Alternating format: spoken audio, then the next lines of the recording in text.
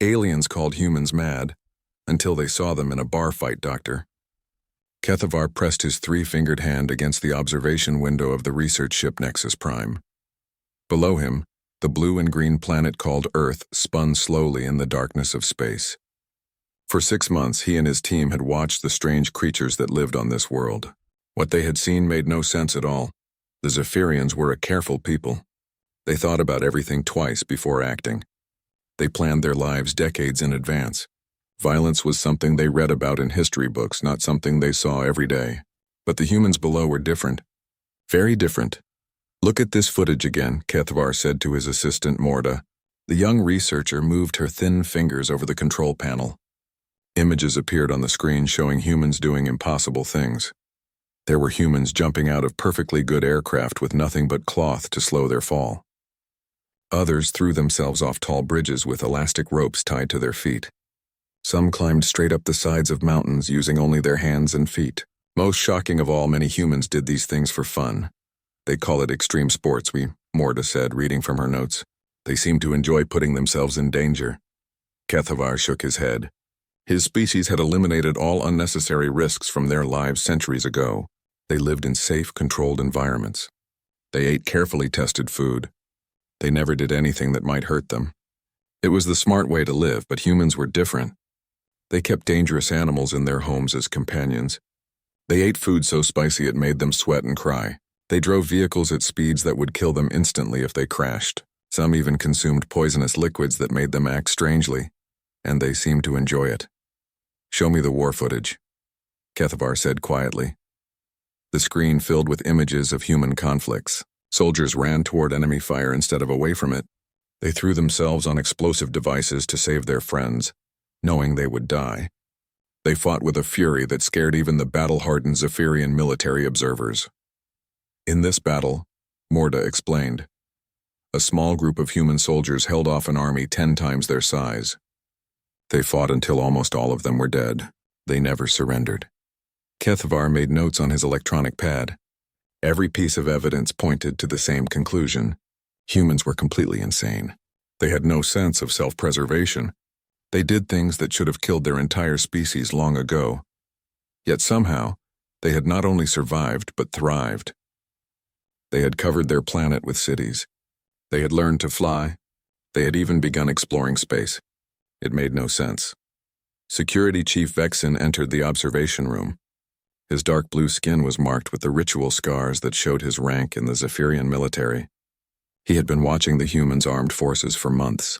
"The report for the Galactic Council is ready," he said, handing Kethavar a data crystal. "I must tell you, Doctor, I have never seen anything like these creatures." "In what way?" Kethavar asked. "They fight like demons, but they also show incredible loyalty to each other. They will die for complete strangers if they think it is right. They charge into battle singing songs. They make jokes while under enemy fire." Vexen paused. "I do not understand them at all." Kethavar looked at the data crystal in his hand. Soon he would have to present his findings to the Galactic Council. The council was made up of representatives from 47 different species. They would decide if humans were ready to join the galactic community. Most new species were invited to join after a simple observation period. The council looked at their technology, their culture, and their ability to get along with others. If everything looked good, they sent an invitation, but humans were a special case. Several council members were already worried about them. The Vorthan delegation had seen the war footage and called humans dangerously unstable. The peaceful Eldari had reviewed human history and declared them a species trapped in permanent conflict. Kethavar understood their concerns. Humans did seem violent compared to most galactic species. They had fought wars for their entire recorded history. Even now, in their modern age, conflicts continued across their world. Most species outgrew warfare before they reached the stars. Humans seemed to bring it with them everywhere they went. The doctor opened his final report and read through it one more time. The conclusions were clear even if he did not like writing them. Species designation, human. Planet of origin, Earth, Sol system. Population, approximately 8.1 billion. Technology level, early space age. Recommendation, observation only. He paused at the next section. Psychological profile. Humans display unprecedented levels of aggression and risk-taking behavior. They appear to lack basic survival instincts. Their society is built around conflict and competition. They celebrate violence through entertainment and sports. Many individuals actively seek dangerous situations for recreational purposes. The words felt harsh, but they were true. Humans boxed and wrestled for sport. They watched movies about war and violence for entertainment. Their children played games that involved mock combat. Even their peaceful activities often contained elements of competition and conflict. Military assessment. Human combat capabilities are extremely high, but their aggression makes them unsuitable for integration with peaceful galactic species. Recommend continued isolation until psychological development improves. Vexen read over Kethvar's shoulder. You think they are too dangerous? Look at the evidence, Kethvar replied.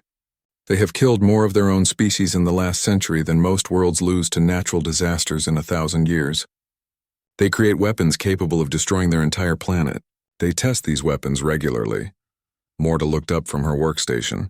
But Doctor, they also show remarkable creativity and problem-solving abilities. Their art and music are unlike anything in the galactic database.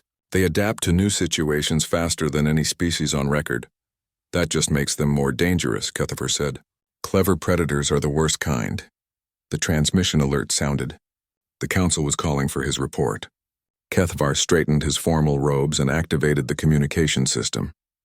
47 different alien faces appeared on screens around the room. Honored council members, he began. After 6 months of observation, my team has completed our assessment of the species known as humans. He presented their findings systematically. The council listened in silence as he described human warfare, their violent sports, their dangerous recreational activities, and their general disregard for personal safety. In conclusion, he said, while humans show remarkable intelligence and technological potential, their psychological makeup makes them unsuitable for galactic society at this time. I recommend we continue monitoring them from a distance until they evolve beyond their current violent tendencies. The council voted quickly. 31 species agreed with Kethvar's assessment. 12 thought humans might be worth the risk. 4 abstained. The motion passes, announced Council Speaker Thranks.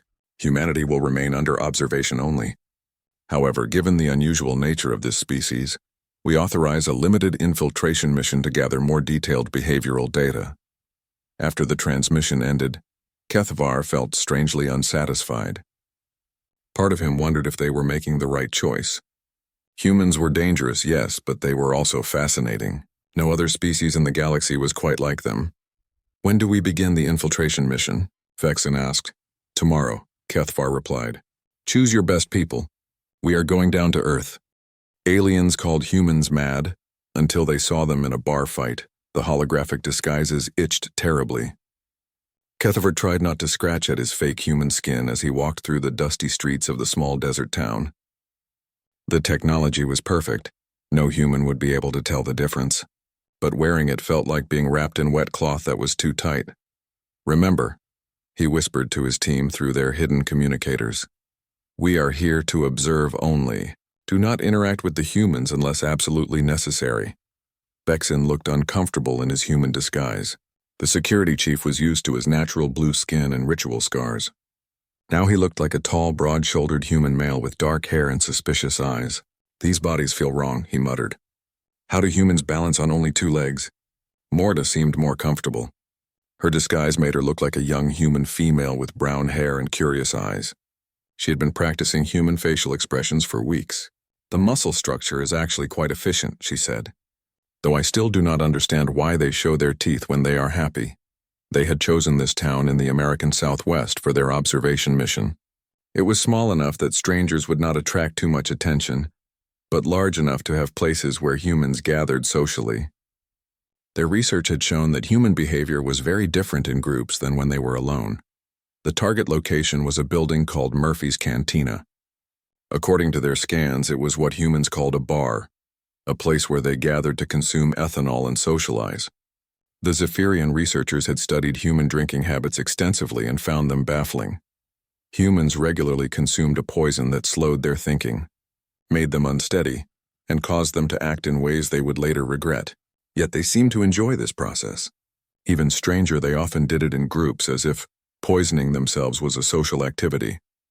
"The establishment is ahead," Vexen reported, checking his scanner. "I count 37 humans inside. Heart rates and stress hormones are elevated, but not to combat levels." Kethvar nodded. "Remember, humans are most dangerous when they gather in groups. Stay alert." They pushed through the wooden doors of Murphy's Cantina. The noise hit them first. Loud music, shouting voices, and the clink of glass containers. The smell was overwhelming. Ethanol, fried food, sweat, and something their translators identified as leather and tobacco. The interior was dimly lit and filled with smoke. Humans sat at small tables and along a long wooden counter called a bar. Most held glass containers filled with various colored liquids. Many were already showing signs of ethanol poisoning. Flushed faces, loud voices, and unsteady movements. "This is fascinating," Morta whispered, pulling out her hidden recording device.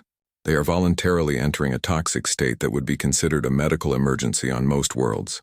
The three Zephyrians found an empty table in the corner and sat down carefully. They had practiced human sitting positions, but the chairs felt unstable compared to their usual resting pods. A human female approached their table. She wore tight clothing and carried a small pad for writing. "What can I get you folks?" she asked cheerfully. Kethvar panicked. They had not planned for direct interaction so soon. Beverages," he said, hoping that was the correct response. "Sure, honey, what kind?" "We got beer, whiskey, vodka, rum." The human listed several types of poison, all of which sounded lethal. "The most popular one?" Morta said quickly. "3 beers coming up," the human said and walked away. "Beers?" Vexen asked nervously. "Fermented grain-based ethanol," Kethvar explained, reading from his datapad. "Alcohol content typically 4 to 6%. Should not be immediately fatal in small quantities." The human returned with 3 glass containers filled with golden liquid. Foam floated on top. She placed them on the table and left. The 3 aliens stared at the drinks. They had antidotes ready if the poison was too strong, but they needed to at least appear to consume the beverages to maintain their cover. Around them, the human social behaviors continued. Groups of humans sat together talking loudly and laughing frequently. The laughter was particularly confusing. Humans seemed to find many things amusing that contained no logical humor. "Look there." Vexen pointed discreetly to a group of large humans near the bar. "They are displaying aggressive postures." Indeed, several humans were standing very close together, speaking in loud voices and making broad gestures with their arms. Their body language suggested imminent violence. "Combat preparation rituals," Kethvar noted, activating his recorder. "Notice how the others are forming into groups. They are choosing sides for the coming battle." The humans in question were discussing something called football. Their conversation was passionate and involved frequent disagreements about statistics and player performance. To the Zephyrians, it looked like war councils planning strategy. "The toxin consumption is increasing their aggression levels," Morta observed. Many humans were drinking faster now, and their voices were getting louder. At another table, a group of humans in military clothing sat together. They wore what the aliens recognized as battle uniforms, though they appeared to be off-duty. These soldiers were telling stories and laughing, but their tales seemed to involve combat and violence. "Did I ever tell you about that firefight in Kandahar?" one soldier said loudly. The others leaned in eagerly, clearly wanting to hear about battle. "Pre-combat bonding," Vexen noted. "They share war stories to prepare for violence." Near the back of the room, other humans were engaged in what appeared to be tribal marking rituals. They showed each other pictures and symbols carved permanently into their skin. The Zephyrians knew these were called tattoos, but they could not understand why anyone would voluntarily damage their skin for decoration. The music was loud and aggressive, with humans singing about fighting, drinking, and various forms of destruction. Some humans moved their bodies rhythmically to the sound. Behavior their database called dancing, though it looked more like practice combat movements. The entire environment is designed to increase aggression, Kethvar concluded. Loud sounds, dim lighting, toxin consumption, and social pressure combined to prepare these humans for violence. As the evening progressed, the humans became louder and more animated. Some began singing along with the music. Others started telling increasingly elaborate stories. A few engaged in what looked like competitive boasting about their strength, intelligence, or past accomplishments. They are establishing dominance hierarchies, Vexen observed. Each group has an alpha male who tells the loudest stories and consumes the most toxin. The Zephyrians watched carefully, taking notes on human pre-combat behavior. They observed ritual food consumption, humans eating fried, salty snacks, territorial marking, humans claiming tables and bar stools, and alliance formation, groups expanding as individuals joined different conversations. Most concerning was the casual way humans discussed violence. They talked about kicking ass and throwing down and settling things outside, as if physical combat was a normal part of their social interactions. Look at the bartender. Morta pointed to an older human male behind the bar. He was large and scarred, with gray hair and watchful eyes. He appears to be the pack leader of this territory. The bartender, whose name tag read Murphy, moved with confidence and authority. Other humans treated him with obvious respect.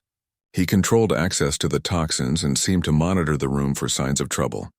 He is probably waiting for the fighting to begin, Kethvar theorized. Then he will determine which humans are worthy to remain in his territory. As the night wore on, the Zephyrians became more and more convinced that they were witnessing the pre-combat rituals of an extremely violent species. The humans showed all the signs their military textbooks described: increased toxin consumption, loud vocalizations, aggressive posturing, tribal bonding, and dominance displays. It is only a matter of time before the violence begins, Vexen said quietly. Look how their stress hormones are spiking. Indeed, the humans were becoming more animated by the hour. Their conversations were louder, their gestures broader, and their movements less coordinated. Several groups were eyeing each other with what looked like hostile intent. The three aliens prepared for combat. They activated their personal shields and checked their emergency transport beacons. When the human violence began, they wanted to be ready to escape quickly.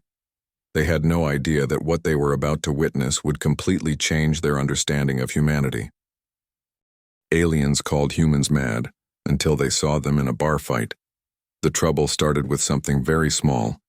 Jake Morrison, a young Marine with short brown hair and nervous eyes, was making his way back from the bathroom when he accidentally bumped into a much larger man at the bar.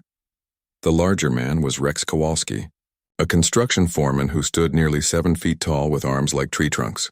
He had been drinking whiskey for 3 hours and was not in a good mood. His construction crew had been laid off that morning, and he was taking his frustrations out on the bottom of a bottle.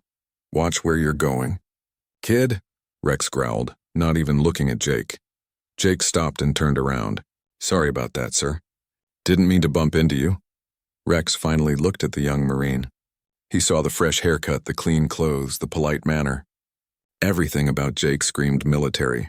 Rex had never served himself, and he had complicated feelings about soldiers. "Sir?" Rex laughed harshly. "What are you, some kind of Boy Scout?" The Zephyrians watched with growing excitement. This was it, the moment the violence would begin. Kethvar activated his recorder and focused on the two humans. Jake's expression changed slightly. He had been raised to respect his elders, but he was also a trained Marine. "Just trying to be polite," he said carefully. "Polite," Rex repeated, turning fully to face the younger man. "Let me guess, fresh out of boot camp? Probably never even seen real action." Other humans in the bar began to notice the conversation. The noise level dropped as people turned to watch. This was exactly what the aliens had predicted. The entire pack was preparing to witness a dominance challenge. "I've served 2 tours," Jake said quietly. His voice was steady, but the Zephyrians could see his muscles tense for combat. Rex laughed again, louder this time. "2 tours? Boy, I've been working construction longer than you've been alive. Real work, not playing soldier." "Playing soldier?" Jake's voice got harder. The other Marines at his table started to stand up. Rex's construction crew, who had been drinking with him all evening, began to move closer. Soon there were 4 large construction workers facing 3 Marines. "This is it," Vexen whispered excitedly. "The tribal warfare is about to begin." More humans were getting involved. Some seemed to be choosing sides based on mysterious loyalties. A table of truck drivers moved closer to the construction workers. A group of off-duty police officers seemed to be supporting the Marines. The bartender, Murphy, watched the growing tension with experienced eyes. He had seen this scene play out hundreds of times over his 30 years in business. His hand moved casually toward something under the bar. You got something you want to say to me, construction boy? Jake asked, stepping closer to Rex. Rex smiled, but it was not a friendly expression. Yeah, I got something to say. You military types think you're so tough, but you've never worked a real day in your life, Rex. Maybe you should calm down, one of his friends suggested nervously. Stay out of this, Tony, Rex snapped, never taking his eyes off Jake. The Zephyrians were amazed by the complex social dynamics they were witnessing. Other humans were taking sides, but not randomly. They seemed to be choosing based on tribal affiliations. Military versus civilian, young versus old, local versus outsider. Jake took another step forward. He was significantly smaller than Rex, but he moved with the confidence of someone trained for combat. You don't know anything about what I've done or where I've been? Oh, I know plenty, Rex said. I know you're just some punk kid who thinks a uniform makes him special. The tension in the room was thick enough to cut with a knife. Conversations had stopped. Even the music seemed quieter. Everyone was watching the confrontation between the young Marine and the big construction worker. Murphy cleared his throat loudly. Gentlemen, he called out in a voice that carried across the room, how about we all just take a step back? Both men ignored him. They were focused entirely on each other now. You want to settle this outside? Jake asked. I'll settle it right here, Rex replied. The Zephyrians held their breath. This was the moment their textbooks described, when human aggression finally exploded into violence. They had read about human pack behavior, about how conflict spread through groups like wildfire. Rex reached out and shoved Jake hard in the chest. The young Marine stumbled backward but kept his feet. The push was the spark that lit the fuse. Jake came back fast, throwing a punch that caught Rex in the stomach. The big man grunted and swung back, his massive fist aimed at Jake's head, but Jake was no longer there. Marine training had kicked in, and he ducked under the wild swing. His next punch caught Rex on the side of the jaw. That was all it took. Rex's friends jumped in to help him.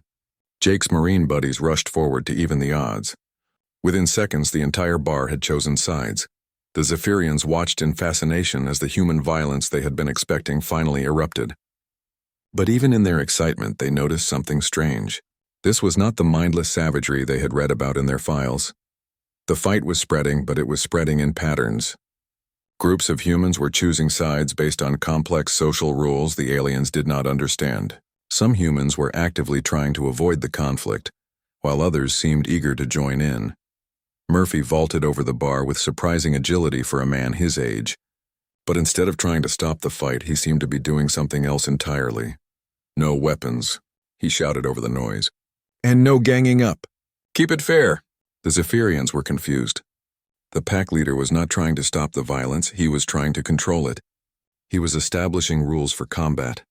A chair flew through the air, thrown by one of the truck drivers. It smashed into the wall near where the aliens sat. Morta flinched, but Kethavar was too fascinated to move. Look at their movements, he whispered urgently. They are not trying to kill each other. It was true. Despite the chaos, despite the shouting and the flying fists, the humans seemed to be holding back. They were fighting hard, but not with lethal intent. Jake and Rex were still going at it, trading punches like professional fighters. But neither man was trying to seriously hurt the other. They were testing each other, proving their strength and courage without attempting permanent damage. Around them, the larger fight continued to grow. But even as more humans joined in, certain patterns remained constant. No one used broken bottles or chairs as weapons, despite Murphy's warning. Larger men did not gang up on smaller ones. When someone fell, others gave them space to get back up. This is not random violence, Vexen observed, his military training helping him see the structure in the chaos. There are rules, protocols. This is some kind of ritual combat. The realization hit all three aliens at once. This was not the savage warfare they had expected. This was something else entirely. Something their databases had never prepared them for. As they watched, the fight began to take on an almost ceremonial quality. Humans were proving themselves to each other, establishing dominance and hierarchy through controlled violence. It was brutal, but it was not barbaric. And strangest of all, some of the humans seemed to be enjoying themselves. Aliens called humans mad until they saw them in a bar fight. What the Zephyrians witnessed next changed everything they thought they knew about humans. The bar fight was not the mindless chaos they had expected. Instead, it was like watching a deadly dance performed by masters. Jake Morrison moved like liquid lightning, ducking and weaving around Rex Kowalski's heavy punches. Rex, despite his size and the whiskey in his system, showed surprising skill and control. Incredible, Morta whispered, her recorder capturing every detail. Look at their spatial awareness. Even in the middle of a crowded fight, both men somehow avoided hitting innocent bystanders. When Jake dodged left to avoid a punch, he instinctively moved away from the table, where an elderly couple was still sitting. When Rex swung wide, he pulled his punch short to avoid hitting a waitress who was trying to clear glasses. Around them, the larger fight was equally amazing. 30 humans were involved in the brawl, but it was not random violence. The Zephyrians could see patterns, tactics, and strategy in every movement. A group of truck drivers had formed a loose circle, trading punches with the off-duty police officers. But no one was using their full strength. They were testing each other, proving their courage and skill without trying to cause permanent damage. Watch the big one. Vexen pointed to a massive trucker who was fighting 2 policemen at once. He could easily overpower them, but he is holding back. It was true. The trucker was huge, with arms like tree trunks and hands like hammers. He could have seriously hurt either of the smaller men. Instead, he was fighting just hard enough to make it interesting, pulling his punches at the last second and giving his opponents chances to recover. Murphy, the bartender, moved through the chaos like a referee. He was not trying to stop the fight, but making sure it stayed fair. When one of the Marines started to gang up on a construction worker, Murphy grabbed him and pulled him away. "One-on-one," Murphy shouted. "Keep it clean." The old veteran moved with surprising grace for his age. He had clearly done this many times before. This was not emergency management. This was event coordination. "He is not trying to stop them," Kethvar observed in amazement. "He is managing the combat." More humans were joining the fight, but they were choosing their opponents carefully. The young Marine who had been pulled away from the unfair fight found a different construction worker who was closer to his own size. The patterns were complex but clear. Humans had unspoken rules about fair combat. Jake and Rex were still the center of attention. Their fight had become a showcase of human combat ability. Jake used his military training, moving with precision and discipline. Rex relied on his size and construction worker strength, throwing powerful but controlled punches. Both men were bleeding now. Jake from a cut over his eye, Rex from a split lip. But neither was seriously injured. They were fighting hard but not fighting to kill. "Look at their eyes," Morta said softly. "They are not filled with hate." She was right. Despite the violence, despite the blood and the shouting, both men looked focused and determined rather than angry. This was competition, not warfare. Around them, other humans were showing the same thing. A policeman threw a punch that connected solidly with a trucker's jaw, but then helped steady the man when he stumbled. 2 construction workers were trading blows while grinning at each other like old friends. The Zephyrians began to understand that they were witnessing something their species had no equivalent for. This was not combat for dominance or resources. This was not warfare or violence for its own sake. This was something else entirely. "Social bonding through controlled conflict," Kethvar murmured, updating his notes. "They are strengthening their community bonds through ritualized combat." The fight continued, but it was beginning to wind down. Humans who had proven themselves were stepping back, breathing hard but smiling. Others were helping fallen opponents to their feet. The violence was decreasing, but the social energy remained high. Jake caught Rex with a solid uppercut that snapped the big man's head back. Rex staggered, shook his head, and then started laughing. "Not bad for a Boy Scout," he said, wiping blood from his mouth. Jake was breathing hard, his shirt torn and his face bruised. But he was smiling too. Not bad for an old man. The 2 combatants were still facing each other, fists raised, but the anger was gone. They had proven themselves to each other and to the watching crowd. The fight between them was essentially over, even though neither had actually won. Around them, other battles were ending the same way. Opponents were shaking hands, patting each other on the back, and buying each other drinks.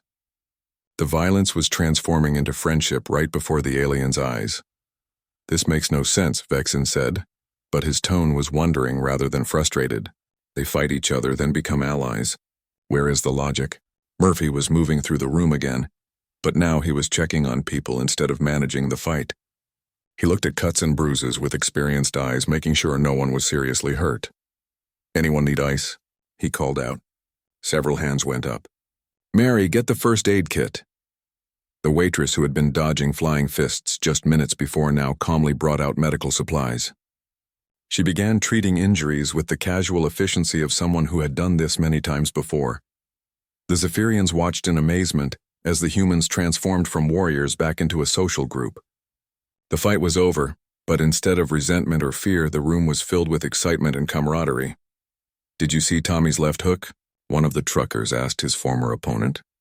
Nearly took my head off. Your footwork is getting better, a policeman told a construction worker. Been practicing? Jake and Rex were now sitting at the bar together, both holding ice packs to their faces. They were talking and laughing like old friends instead of recent enemies. I haven't had a fight that good in years, Rex was saying.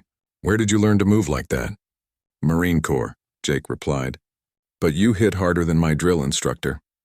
The Zephyrians sat in stunned silence, trying to process what they had witnessed. Everything in their databases said that this level of human violence should have resulted in serious injuries, broken social bonds, and lasting resentment. Instead, the humans seemed happier and more united than they had been before the fight began. We need to revise our understanding, Kethvar said quietly. Everything we thought we knew about human aggression is wrong. Aliens called humans mad until they saw them in a bar fight. The fight ended as suddenly as it had begun, but not because anyone had won or lost. It ended because of a mirror. In the middle of the chaos, someone's elbow caught the edge of Murphy's antique mirror that hung behind the bar. The old glass, which had survived 30 years of bar fights, finally met its match. It crashed to the floor in a shower of silver fragments. The entire room went silent. Every human stopped fighting and turned to look at the broken mirror.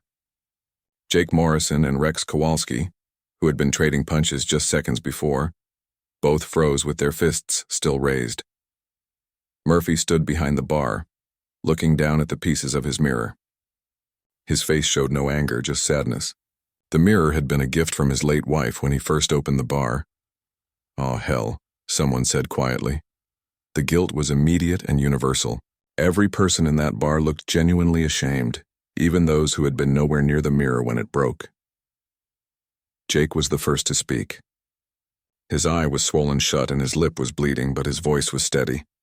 "Murphy, I'm sorry. I'll pay for that." "No way," Rex said immediately, despite having a bruised jaw and a cut on his forehead. "We all did this. We'll all chip in." "That's right," called out one of the truck drivers. "We'll take care of it, Murphy." The Zephyrians watched in amazement as every human in the bar began reaching for their wallets. These same people who had been fighting each other moments before were now united in their desire to help the bartender. Murphy held up his hand. "Forget about it," he said quietly. It was just a mirror. But the humans would not let it go. Someone started passing around a hat, and money began flowing into it. Bills appeared from pockets, purses, and wallets. Even the people who had not been involved in the fight contributed. "This is extraordinary," Morta whispered. "The violence has created stronger social bonds, not weaker ones." Jake and Rex were sitting at the bar now, both holding ice packs to their injuries. They were talking quietly, and their conversation was friendly rather than hostile. "You got a hell of a right cross," Rex was saying. "Caught me completely off guard." "You're tougher than you look," Jake replied. "I put everything I had into that uppercut and you just shook it off." They were comparing techniques, sharing experiences, and clearly enjoying each other's company. The fight had not created enemies. It had created mutual respect. Around them, similar conversations were happening throughout the bar. The truck drivers and police officers were discussing tactics and training. The construction workers were sharing stories about workplace accidents and near misses. Everyone was more relaxed and friendly than they had been before the fight. Murphy began cleaning up the broken glass, but immediately found himself surrounded by helpers. People who had been throwing punches just minutes before were now carefully picking up mirror fragments and sweeping the floor. "I got a guy who does glass work," one of the construction workers offered. "I'll call him tomorrow." "My cousin has an antique shop," added one of the Marines. "He might be able to find you something similar." The old bartender looked around at all the people trying to help him, and his eyes got a little watery. "You guys don't need to do all this." "Yes, we do," Jake said firmly. "This is your place. You take care of us, we take care of you." Everyone nodded in agreement. The Zephyrians realized they were witnessing something their species had never experienced, a community strengthened by conflict rather than weakened by it. Kethvar began frantically updating his notes. Everything he had thought about humans was wrong. They were not mindlessly violent. They were not incapable of self-control. They were something far more complex and sophisticated than his species had imagined. The fight had not been random aggression. It had been a social ritual with complex rules and deep meaning. The humans had used controlled violence to establish relationships, test boundaries, and strengthen community bonds. Look how they move together now, Vexen observed. The security chief's military training helped him see the tactical implications. Before the fight, they were separate groups. Now they function as a single unit, it was true. The bar had been divided into distinct social groups when the evening began. Military personnel, construction workers, truck drivers, police officers. Now those boundaries had dissolved. People were mixing freely, sharing stories and jokes across what had been tribal lines. Murphy started buying drinks for everyone, despite the fact that his mirror was broken and his bar was a mess. The humans accepted gratefully but continued to insist on paying for damages. This place has been here longer than most of us, Rex explained to Jake. Murphy's like, I don't know, like the town grandfather or something. He's earned our respect, Jake agreed. Besides, that mirror was beautiful. My grandmother had one like it. They talked about family, about their jobs, about their hopes and fears. The violence had broken down barriers and allowed them to connect on a deeper level. As the evening wound down, the Zephyrians watched humans say goodbye to each other. Many exchanged contact information. Plans were made for future meetings. Jake and Rex made arrangements to have lunch together the following week. Same time next month, someone called out as people began to leave. You bet, came the chorus of replies. The aliens realized that this was not a random occurrence. These fights happened regularly, and the humans looked forward to them. It was a scheduled social event, like a holiday or festival. When the bar was finally empty except for Murphy and his staff, the three Zephyrians left quietly. They walked back to their ship in stunned silence, trying to process everything they had seen. Back aboard the Nexus Prime, Kethvar sat in his quarters and stared at his original report about humans. Every word of it was wrong. Humans were not dangerously violent. They were brilliantly social. They had found a way to use controlled conflict to build stronger communities. He began writing a new report, this time with very different conclusions. The species known as humans have developed the most sophisticated social bonding rituals in the known galaxy, he wrote. They use controlled conflict to establish trust, test character, and strengthen community bonds. Their apparent violence is actually evidence of advanced social intelligence. He paused and thought about the implications. Military assessment. Human combat capabilities exceed all previous estimates, but their true strength lies in their ability to form unbreakable social bonds through shared conflict. They would make the most reliable allies in galactic history. The next morning, Kethvar transmitted his new report to the Galactic Council. The response was immediate and unanimous. 3 days later, Earth received its first official communication from the stars. The message was simple. The Galactic Council formally invites humanity to join our community. We have much to learn from each other. At the bottom of the official invitation was a handwritten note. P.S. Would any human security specialists be interested in positions with the Galactic Defense Force? We hear you're very good at what you do. Murphy's Cantina became the unofficial first embassy between Earth and the galaxy, and every month when the regulars gathered for their friendly fights, they were joined by curious aliens who wanted to understand the strange human ritual of bonding through battle. The humans were happy to explain, usually right after they finished explaining it to each other with their fists.